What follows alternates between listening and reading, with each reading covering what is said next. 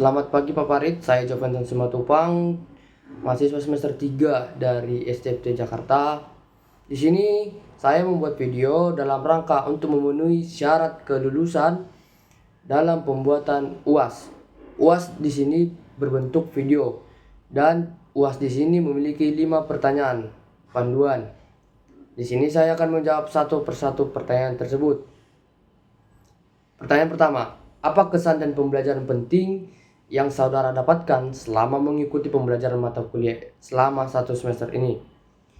Selama 1 semester mempelajari mata kuliah Islamologi, kesan yang paling mendalam bagi saya adalah bagaimana pembelajaran ini membuka wawasan tentang Islam sebagai agama yang kompleks, dinamis, dan berpengaruh dalam peradaban dunia. Islamologi tidak hanya membahas aspek teologis, namun juga mengkaji Islam dalam konteks sejarah, budaya, sosial, dan peradaban global. Pembelajaran yang bisa saya dapatkan ada beberapa poin penting. Yang pertama, pemahaman sejarah Islam yang mendalam. Mata kuliah ini membantu memahami bagaimana Islam lahir, berkembang, dan berinteraksi dengan budaya lain sepanjang sejarah. Perjalanan Nabi Muhammad hingga peradaban Islam menjadi pembelajaran berharga tentang kekuatan akhlak, ilmu, dan kepemimpinan. Kedua, hubungan Islam dan ilmu pengetahuan. Islamologi menekankan bagaimana Islam mendorong umatnya untuk mencari ilmu sebagaimana tercermin dalam tradisi ilmiah pada kemasan Islam. Semangat membaca, berpikir kritis, dan menciptakan karya menjadi inspirasi dalam kehidupan modern. Ketiga, konsep universalitas Islam. Saya belajar bahwa Islam adalah agama yang tidak hanya untuk satu kelompok, tetapi memiliki nilai-nilai universal yang dapat diterapkan di berbagai konteks dan zaman, seperti keadilan, kemanusiaan, dan kasih sayang. 4. Islam dalam konteks kontemporer. Pemahaman tentang tantangan yang dihadapi umat Islam saat ini seperti globalisasi, modernisasi, dan isu-isu global memberikan wawasan bagaimana Islam dapat menjadi solusi yang relevan dan humanis dalam berbagai situasi. Kelima, pentingnya dialog antaragama. Mata kuliah ini juga membuka wawasan tentang pentingnya dialog antaragama untuk menciptakan harmoni dan pengertian di tengah perbedaan. Kesimpulan yang bisa saya dapatkan adalah, secara keseluruhan, mata kuliah Islamologi bukan hanya ilmu pengetahuan, tetapi juga panduan untuk menjalani kehidupan yang lebih baik dengan memahami nilai-nilai dasar Islam dan kontribusinya terhadap dunia. Pertanyaan yang kedua, selama mempelajari Islamologi selama semester ini, pembahasan apa yang menurut Anda paling penting dan apa relevansinya bagi kehidupan saudara?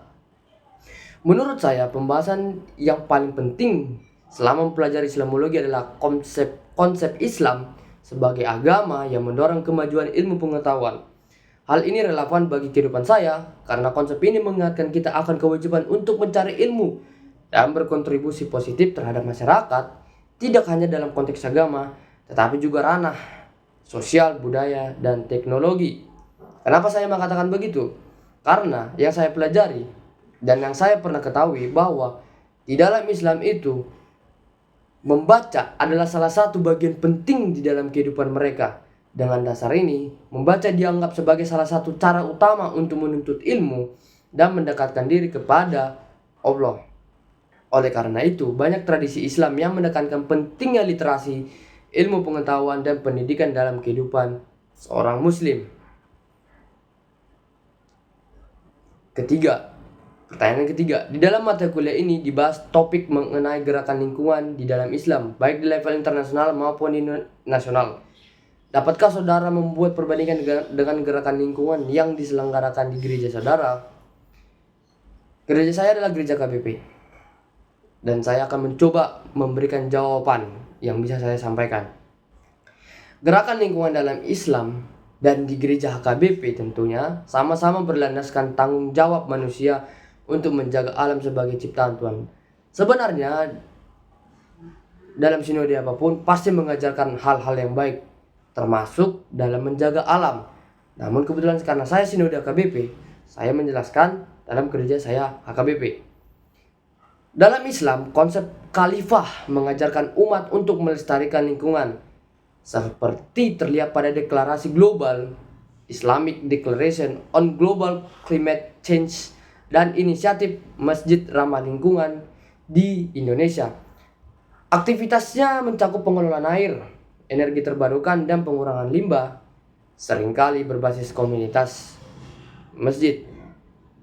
Di gereja HKBP, gereja saya tentunya, gerakan lingkungan berakar pada Kejadian 2 ayat 15 tentang merawat ciptaan. Program seperti Paropuan HKBP untuk lingkungan hidup melibatkan penanaman pohon, pengelolaan sampah, dan edukasi energi terbarukan dengan pendekatan pastoral yang menyentuh hati jemaat. Keduanya memiliki kesamaan dalam nilai aksi nyata, namun berbeda pendekatan. Islam lebih sering menggunakan dakwah berbasis komunitas, sedangkan HKBP fokus pada pembinaan jemaat melalui kegiatan gereja. Kolaborasi antara keduanya dapat saling memperkaya, seperti mengintegrasikan teknologi hijau dan pendekatan emosional untuk membangun kesadaran lingkungan yang lebih luas. Pertanyaan keempat, menurut saudara, apa ajaran yang paling penting dalam ajaran Islam dan Kristen yang relevan untuk mengatasi krisis iklim saat ini? Saya melihat ajaran penting dalam Islam dan Kristen yang relevan untuk mengatasi krisis iklim adalah konsep khalifah dalam Islam, seperti yang saya jelaskan tadi di awal, dan konsep creation care di dalam Kristen. Kedua konsep ini, meskipun berbeda dalam pendekatan teologis, memiliki inti yang sama.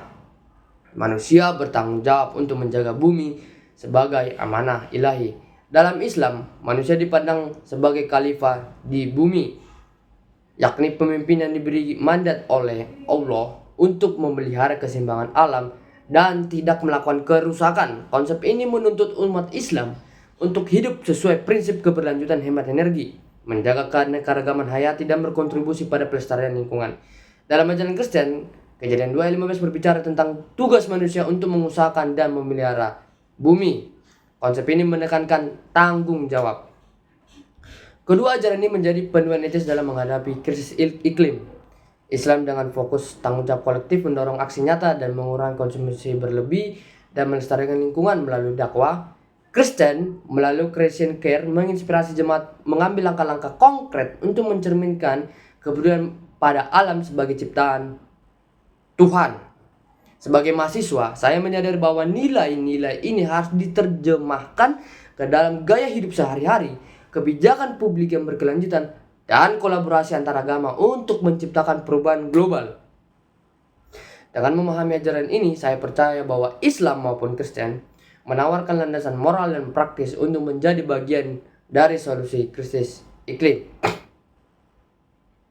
Melalui penghayatan nilai spiritual ini, umat beragama dapat memberikan kontribusi nyata dalam menyelamatkan bumi.